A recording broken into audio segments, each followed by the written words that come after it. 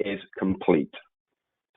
So now I'm going to dive a little bit deeper into each of these and kind of explain a little bit more about how you can make your nonprofit audit ready.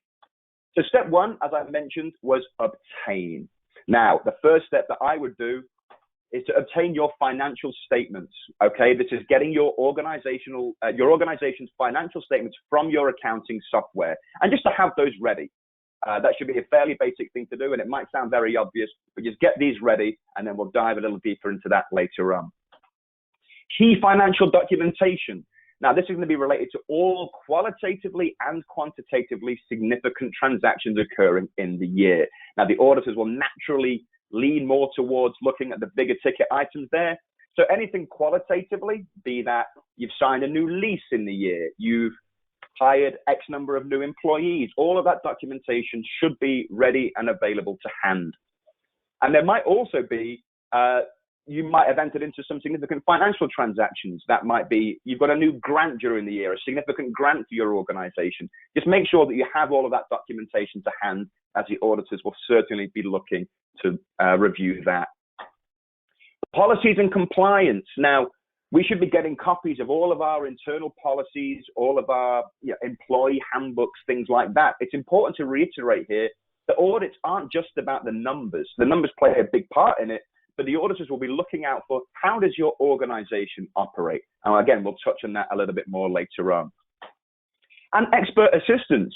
Sometimes it can be very beneficial to organizations to ask for that little helping hand, particularly in items of such significance, such as the annual audit, because engaging specialists to help with the process can really improve your efficiencies and actually allow you to dedicate more time to your passion projects rather than administrative burden.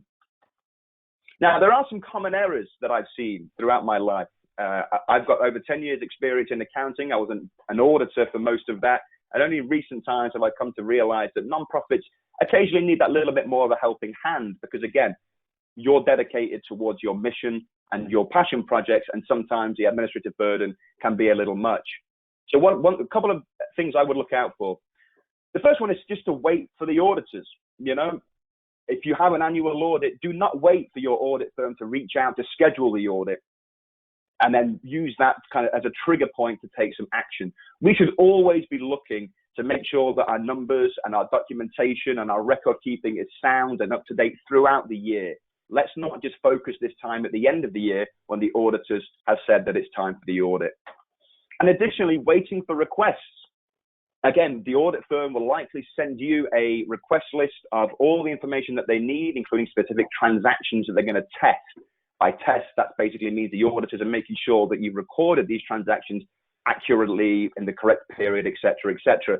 But we know, running these non-profit organizations, what is significant to us. Again, auditors will take a sample of transactions which might not be significant, but more often than not, everything significant they will be looking at. So use your knowledge of your organization to know if this happened or this happened during the year. I know that's big for us. Let's make sure that we have all the key documentation there and ready before the auditors ask